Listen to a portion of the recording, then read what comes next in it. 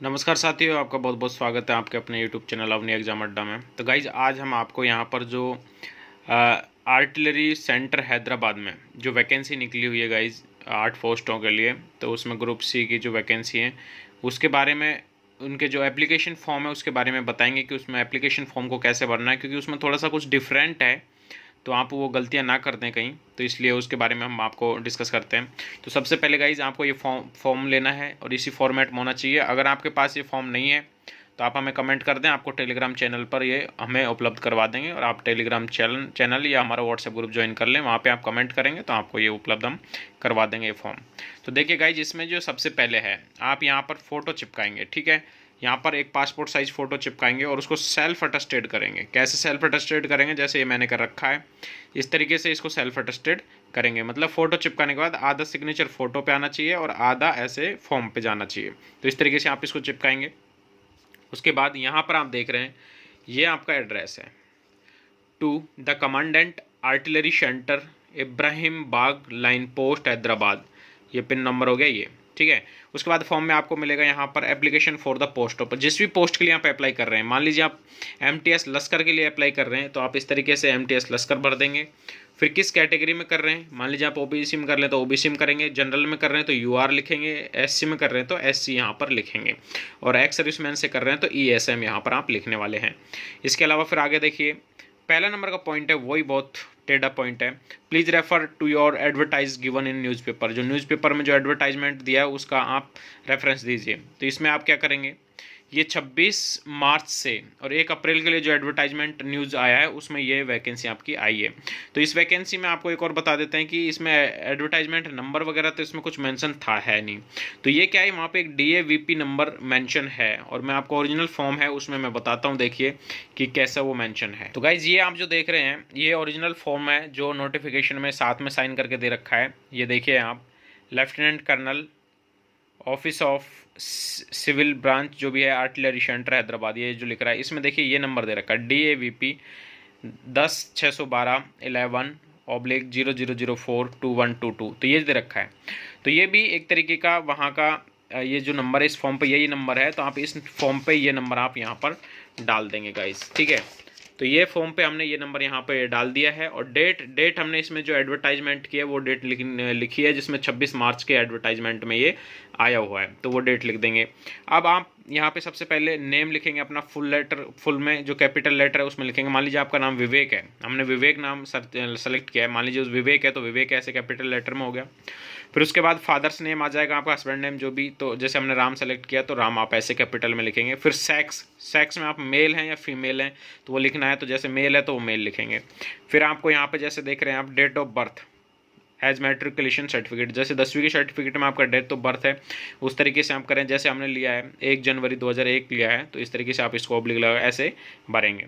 फिर लिख रहा है कि present age as on closing date of receipt of application, तो इसकी क्लोजिंग डेट देखेंगे तो इसमें जो गाइज मैं आपको बता देता हूँ कि इसकी जो क्लोजिंग डेट है वो लगभग 22 या 23 मार्च के समथिंग है। तो हम 22-23 मार्च को किसी को भी निकालने, हमने 23 मार्च को निकाला है, तो इसलिए इसमें हम 23 मार्च को इस कैंडिडेट की जो डेट ये दे रखी है इस हिसाब से निकालेंगे, तो वो 21 वर्ष का हो जाएगा। तो 21 वर्ष यहाँ पे महीना 3 मंथ और डेज 22 का हो जाएगा, तो ये आपको ऐसे इसमें मेंशन करना है। आगे इसमें मैरिटल स्टेटस दे रखा है, वैवाहिक स्थिति, आपकी शादी हुई है या नहीं है तो वो लिखिए। और ये आगे इसमें ब्रैकेट में लिख रखा है कि strike out which ever is not applicable, जो एप्लीकेबल नहीं है उसको आप काट दें। तो मान लीजिए आप वैवाहिक स्थिति में आप अगर मैरिड हैं तो आप अनमैरिड को काट देंगे और मैरिड को खाली छोड़ देंगे। अब इसमें हमने इसको अनमैरिड माना है तो आपने वैवाहिक, ये मैरिड है वो काट दिया और अनमैरिड है जो खाली छोड़ दिया, तो इससे क्लियर हो गया कि ये अनमैरिड बंदा है।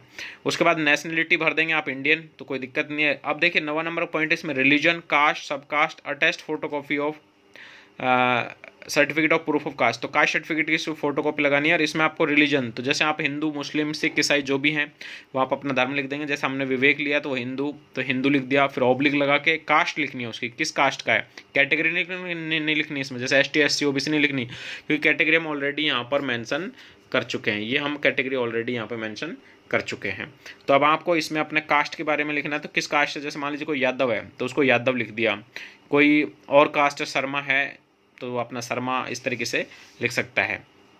उसके बाद आपको ये सर्टिफिकेट क्वालिफिकेशन के लगाना है, तो 10th का लगाना है। 10th में अब जब से इसमें आपको बोर्ड यूनिवर्सिटी जो भी है आपने, आपके जिस यूनिवर्सिटी से आपने पास किया वो लिखेंगे, ईयर लिखेंगे किस में किया है।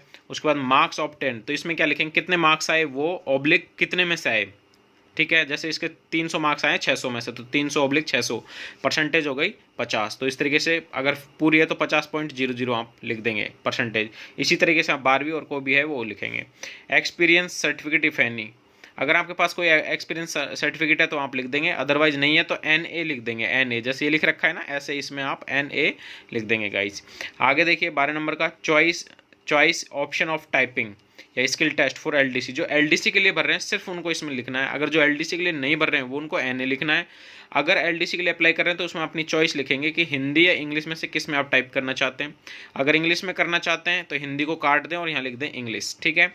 और जो अगर अप्लाई नहीं कर रहे हैं तो इस कुछ नहीं लिखना है, ये कुछ नहीं लिखना, आपको सिर्फ ये लिखना है NA, ठीक है, सिर्फ आपको NA लिखना है। अब एम्प्लॉयमेंट रजिस्ट्रेशन कार्ड नंबर और date with district if any, अगर आपका एम्प्लॉयमेंट में कोई कार्ड बन रखा है तो आप वो सारी डिटेल दें, अगर नहीं लिख रखा है, नहीं बन रखा है तो आप NA लिख दें, not applicable. Address for communication with pin, pin number के साथ इसमें आपको एड्रेस लिखना है, जैसे रामनगर UP पिन नंबर ये हो गया इस तरीके से। आगे लिखना है mobile number and email address if any, इसमें कंपलसरी नहीं है कि आपको लिखना ही है, लेकिन आप लिखना चाहो तो लिख सकते हो, अपना मोबाइल नंबर यहाँ पे मेंशन कर सकते हो। फिर उसके बाद में इसमें डिक्लेरेशन आता है, तो आई या श्री राजकुमार जो भी है, श्री या कुमारी, तो आई विवेक था यहाँ पे, तो विवेक, ठीक है, विवेक है। डिक्लेयर वगैरह जो आपको छोड़ देना है। फिर प्लेस, हम जैसे दिल्ली से भर रहे हैं तो दिल्ली लिख दिया, 1 अप्रैल 2022 ये लिख दिया, और यहाँ पे आपको ये साइन कर देने गाइस। अब इसका फॉर्म का जो दूसरा पेज है वो आप लेते हैं, ये फॉर्म का फर्स्ट पेज कंप्लीट होता है। अब ये दूसरा पेज आप ले रहे हैं, और इस दूसरे पेज में आप देख रहे हैं ये है एक्नॉलेजमेंट कार्ड है, तो एक्नॉलेजमेंट कार्ड है, इसमें आप देखेंगे तो ये A4 साइज के पेपर में भरना है। अब यहाँ पे गाइज आप देख रहे हैं, देखिए apex recent passport size photograph duly attested bye gazetted officer, तो गेस्टेड ऑफिसर से अटेस्ट करवाना है, तो आप ये फोटो पेस्ट करेंगे और वो आप सिग्नेचर उससे ऐसे करवा कर उसका स्टैंप यहाँ पे मार देंगे। हालांकि मुझे समझ नहीं आया कि ये गेस्टेड से क्यों करवाया, क्योंकि पहले वाला जो था, क्योंकि ये वाला जो आपने फर्स्ट पेज जो भरा था, फर्स्ट पेज में उन्होंने सेल्फ अटेस्टेड लगवाया है और इसमें आपने लगवाया है गेस्टेड ऑफिसर का। अब लिखवाया तो भाई लगवाया ही है, अब आपको वो भरना ही है। तो इस तरीके से आप इसको अटेस्ट करवा देंगे, और बाद में इसमें लिखना क्या है, name of post applied for, जैसे MTS लस करके लिख लें तो वो क्या क्या नाम आपको पूरा भर देना है अपना, और पोस्टल एड्रेस वगैरह इस तरह भर के, और सिग्नेचर आपको यहाँ कर देने हैं। उसके बाद ये आ जाता है ऑफिशियल यूज के लिए, तो इसमें आपको कुछ नहीं भरना है। अब ये जो नोट है वो आप इसको देख लें कि candidate to bring all original document in support of information submitted in the application form date of on the date of written exam, तो जब रिटन एग्जाम होगी उस टाइम आपको सारे ओरिजिनल सर्टिफिकेट लेके जाने पड़ेंगे जो आपने इसमें मेंशन किया एप्लीकेशन फॉर्म में। ये है आगे कह रहा है कि मोबाइल फ़ोन और इलेक्ट्रॉनिक डिवाइस हैं वो are not allowed in defence area, defence के एरिया में ये चीज़ें अलाउड नहीं है। अगला जो फाइनल जो लिख रहा है एक्नॉलेजमेंट कार्ड या admit card to be submitted in duplicated, मतलब 2 कॉपियाँ इसकी हमें सबमिट करनी है। तो ये एक तो हमने ये भर दिया और दूसरा भी देखिए ये भर दिया, तो ये भी दूसरा हमें भरना है। सेम ऐसे 2 फॉर्म भरने हैं, क्योंकि एक बार आपका रिटन एग्जाम के लिए आएगा, फिर दोबारा उसके ट्रेड टेस्ट वगैरह जो भी होगा उसके लिए आपका कॉल आएगा, तो इसमें सेम आपको इन्फॉर्मेशन देनी है गाइज। अब इसके साथ हम आपको बताएंगे कि क्या क्या डॉक्यूमेंट आपको लगाने हैं। तो गाइज ये मैंने बना रखी है लिस्ट कि क्या क्या डॉक्यूमेंट इसमें लगाने हैं। तो सबसे पहले मैं आपको बता देता हूँ कि इस एप्लीकेशन फॉर्म को should be send through ordinary post, ordinary साधारण पोस्ट से भेजना है, मतलब स्पीड पोस्ट या रजिस्टर्ड पोस्ट कुछ नहीं करना, साधारण पोस्ट से भेजना है। इसलिए आप जल्द से जल्द भर दें, आजकल में फॉर्म भर दें तभी जाके ये पहुंचेगा। अब photocopy along with application duly self attested photocopy इसमें लगानी है। उसमें क्या क्या लगाना है, मार्कशीट ऑफ एजुकेशन क्वालिफिकेशन, जो भी 10वीं या 12वीं का आप जो क्वालिफिकेशन है उसकी, जो भी LDC के लिए लग रहे हैं तो 12वीं की और 10वीं की मार्कशीट, और मार्कशीट के साथ साथ आप सर्टिफिकेट भी लगाएंगे, 10वीं का सर्टिफिकेट, बर्थ सर्टिफिकेट लगाएंगे और 12वीं का भी आप लगा दें, कोई दिक्कत नहीं है। एक आप इसमें सेल्फ एड्रेस लिखा हुआ इन्वेलप लगाएंगे, एक लिफाफा लगाएंगे अपना एड्रेस लिखा हुआ, और जिसके ऊपर 5 रुपये के डाक टिकट लगाने, ज़्यादा के नहीं लगाने, इसमें सिर्फ 5 रुपये के मांगे तो 5 रुपये के डाक टिकट आपको लगाने। एक फ़ोटो इसके साथ लगाना है जिसमें पीछे की साइड आपको सेल्फ अटेस्ट करना है, पीछे की साइड उसको सेल्फ अटेस्ट करना है। इसके अलावा फिर आपको एक कास्ट सर्टिफिकेट लगाना है, अगर आप किसी कैटेगरी का फ़ायदा उसमें ले रहे हैं रिजर्वेशन का, तो जो भी ले रहे हैं वो लगाना है। तो बस ये चीज़ लगानी गाइज। अब इसके बाद आपको क्या करना है, इसके बाद आपको ये फॉर्म है ये सारे ऐसे करके, और फिर आपको ये एक बड़े लिफाफे में डाल के ये भेजने होंगे हैदराबाद। तो हैदराबाद के लिए क्या एड्रेस है वो हम आपको बता देते हैं।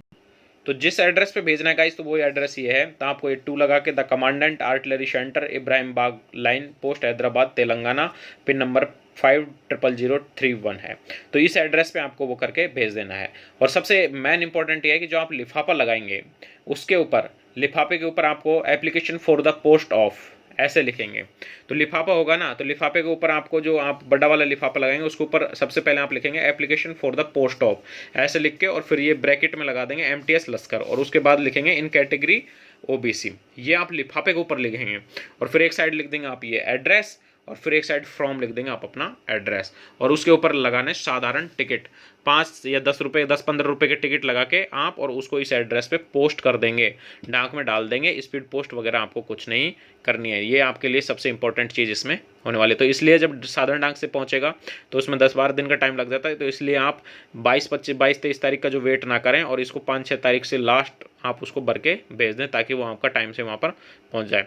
तो थैंक यू गाइज। कैसी लगी आपको ये इन्फॉर्मेशन आप हमें कमेंट करके बताएं, और अगर आपको अच्छी लगी तो लाइक करें, शेयर करें, और इसको सब्सक्राइब हमारे चैनल को कर लें, ताकि ऐसी वीडियो आपको लगातार मिलते रहें। तो thank you so much guys, thank you.